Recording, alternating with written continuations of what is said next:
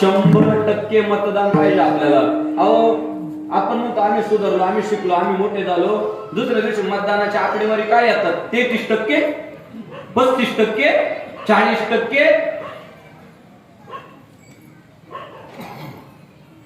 2024 मध्ये स्त्रीचं कपाळाचं कुंकू जितकं महत्वाचं आहे, पुरुषाच्या कपाळावरचा टिळा जितका महत्वाचा आहे, तितकंच निवडणुकीच्या दिवशी बोटाला लावलेली शाई पण महत्वाची आहे. एवढं लक्षात ठेवा.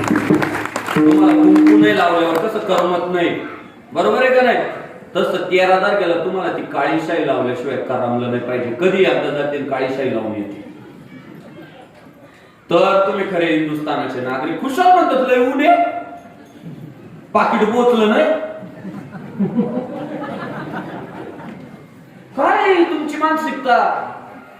मग डब्यात घालायचंय का हा देश?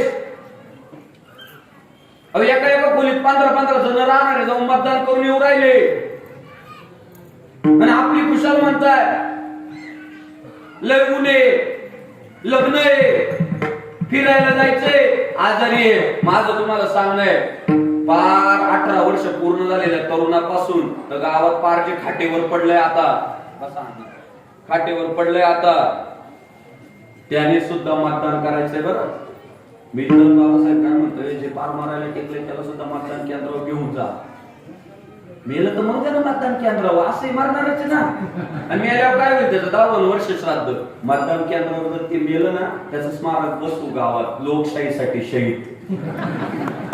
आपल्याला भांडवल होईल. उलट आमची लोकशाही वाचवायसाठी आमच्या गावातला हा जाणता मतदार तब्येत अस्वस्थ असताना सुद्धा मतदान केंद्रावर गेले, तिथं शहीद झाले. स्मारक लावू ना, माझं कीर्तन द्यावा ओपनिंगला, फुकट करीतो. पण मतदानाची टक्केवारी वाढवावं, खरंच वाढवावं. याव द्या ना मला बाबासाहेबांचा फोन राव 14 लाख. बापू झालं राव गावात काम, 100% मतदान. तुम्ही मनावर घ्या, भाकरी द्यायचं नाही मतदान करून आल्याशिवाय. डायरेक्ट ना जहाज भाकर नाही मतदान करून आल्याशिवाय. देश वाचवायचंय का नाही? हा नुसते म्हणते आम्ही हे शिकलो, आम्हाला लय कळतं. संग्राम बापू येडा आहे, येडा संग्राम बापूचं एवढा आहे का? मतदान तुम्ही 100% करा. लोकशाही पासून विमुख होऊ नका, एकजूट करून जाओ. जा ना, हनुमान होऊन जा मतदानाला, भरत होऊन जा, सीता होऊन जा, पण जा. झालं ना? टक्केवारीच लय घाणेरडी येते हो.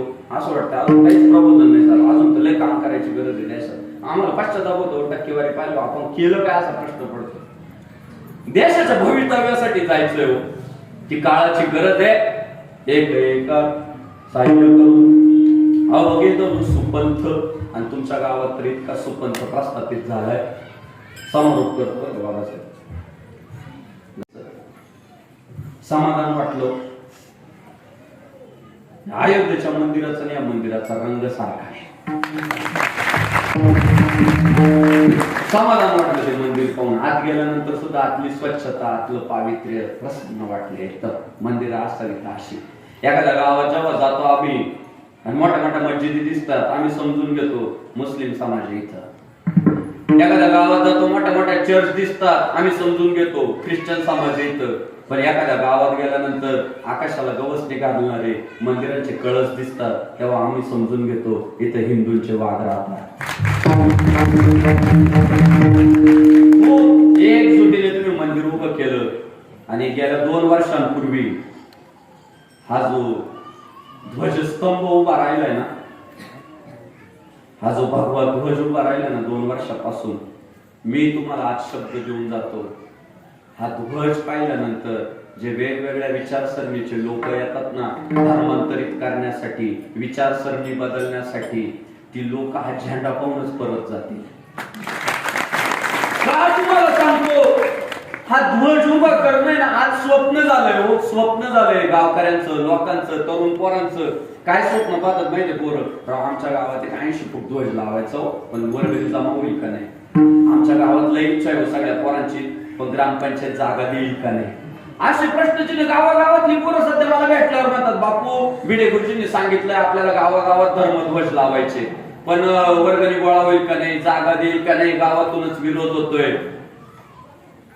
महाराष्ट्रातल्या गावागावातल्या पोरांचं 2024 मध्ये जे स्वप्न आहे की आम्हाला भगवा ध्वज गावात उभा करायचा आहे, ते स्वप्न तुमचं 2 वर्षापूर्वीच पूर्ण झालं. तुम्ही भाग्यवान.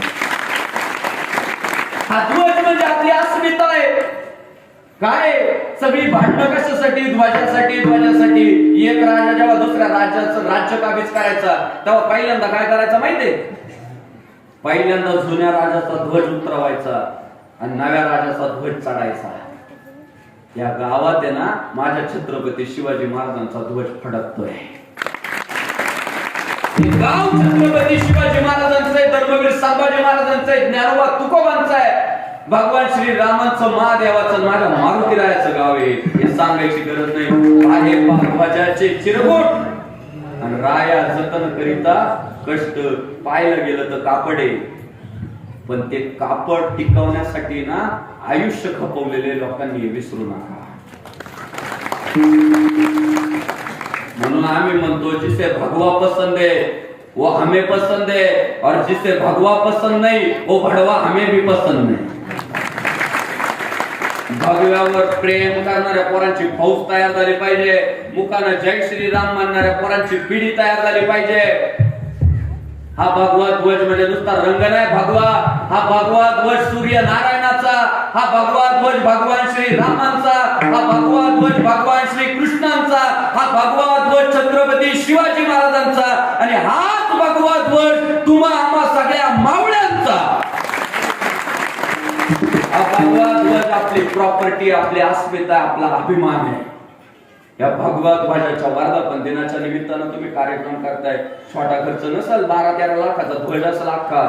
या ध्वज पाहिल्यानंतर लक्षात येतं या गावातली लोक दानशूर आहे, या गावातली लोक धर्मनिष्ठ आहे, या गावातली लोक भगवंतावर प्रेम करणारी आहे. आणि मला कोणतरी म्हणालं हा भगवा ध्वज उभा राहायला पाहिजे, ही संकल्पना एखाद्या कार्यकर्त्याची नव्हती, तर स्वतः गावच्या सरपंचाची होती. बऱ्याचदा कार्यकर्ते जोर धरतात म्हणून सरपंचाला मानावं घ्यावं लागतं, पण या गावातला कार्यकर्ता नाही तर स्वतः सरपंच सन्माननीय बाबासाहेब चिडे पाटील यांची संकल्पना आहे की आज माझ्याकडे सत्ता आहे तर असं काम करून जायचं जे चंद्र सूर्य असेपर्यंत आजरामर राहायचं. नेते येत राहतील जात राहतील, पण हा जो ध्वज उभा राहिलाय ना, या ध्वजाकडे वाईट नजर करून पाहण्याची कोणाची चंद्र सूर्य असेपर्यंत ताकद नाही.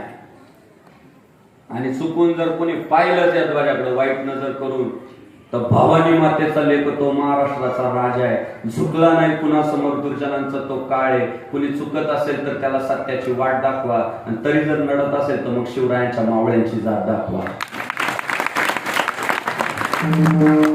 तडजोड नाही, एकजूट, एकत्रीकरण. पुढच्या काळामध्ये आमचे माजी सरपंच सन्माननीय बाबासाहेब चिडे पाटील एक अत्यंत प्रतिकूलतेतून पुढे गेलेलं आणि लक्ष्मी प्रसन्न करून घेतलेलं नेतृत्व, ज्यांनी गरिबी पाहिलेली आहे आणि गरिबीशी संघर्ष करत करत आज अहिल्यानगर जिल्ह्यामध्ये यादीमध्ये बाबासाहेब चिडेंचं नाव घेतलं जातं. आणि सांगू, पैसा आला ना, आज लोकांची मानसिकता काय माहिती का? पैसा आल्यावर माझी गाडी, माझी माडी आणि माझ्या बायकोची गोल गोल साडी. त्याला आईशी घेणं नाही, बापाशी घेणं नाही, गावाशी तर लांब लांब पर्यंत घेणं नाही. पण बाबासाहेब चिडे पाटील गरिबीतून मोठे झाले, अहिल्यानगर मधील प्रसिद्ध उद्योगपतींपैकी एक झाले. आज घरात कशाचीच कमी नाहीये. नारायणगिरी महाराज संस्थान, त्या संस्थांवर विश्वस्त आहे. पण एवढी मोठी मोठी पद असताना भारतीय जनता पक्षाचं मला वाटतं जिल्ह्याचं उपाध्यक्ष पद आहे.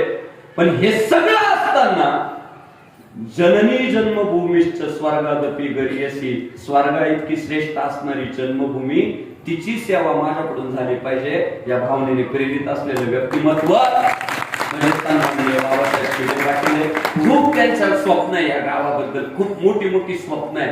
या गावाचा कायापालट करायचा आहे. मी म्हणालो नेमकं स्वप्न काय? ते म्हणाले पुढच्या काही वर्षांमध्ये गावातल्या पोराला गरिबी काय असते हे माहित नसलं पाहिजे. वाक्य थोडं अवघड आहे, नंतर ऐका युट्यूबला. या गावातल्या पोराला गरिबी काय असते हे माहित नसलं पाहिजे. म्हणजे या गावातला प्रत्येक परिवार श्रीमंत झाला पाहिजे. त्यांची भावना आहे. खूप खूप खूप शुभेच्छा मी आपल्या वाटचालीसाठी देतो. येतो धर्मच तत्व जय हा. जिथं धर्म आहे तिथं विजय. आणि धर्माच्या वाटेने निघालेले आमचे सन्माननीय या भागाचे नेते, प्रसिद्ध उद्योगपती सन्माननीय बाबासाहेब चिडे पाटील यांना खूप खूप शुभेच्छा देतो. त्यांची सगळी सहकारी. एकटा माणूस काही करू शकत नाही. वर्गणी देणाऱ्या या ध्वजस्तंभासाठी ज्याने 1 रुपया सुद्धा वर्गणी दिलेली ना, त्याच्यासाठी जोरदार टाळ्या झाल्या पाहिजे. ही त्याची परिस्थिती, तो 1 रुपया त्याच्यासाठी महत्वाचा आहे आणि त्याने त्या परिस्थितीतून तो 1 रुपया काढून दिला या ध्वजासाठी. हे त्याचं कौतुक केलंच पाहिजे. बाबासाहेब चिडेंचा सिंहाचा वाटा असेल, पण ज्याने खारीचा वाटा धर्म कार्यासाठी निवडला त्याचं सुद्धा मी या व्यासपीठावरनं कौतुक करतो. घड्याळ बंद पडल्यामुळं अडचण झाली बरं का.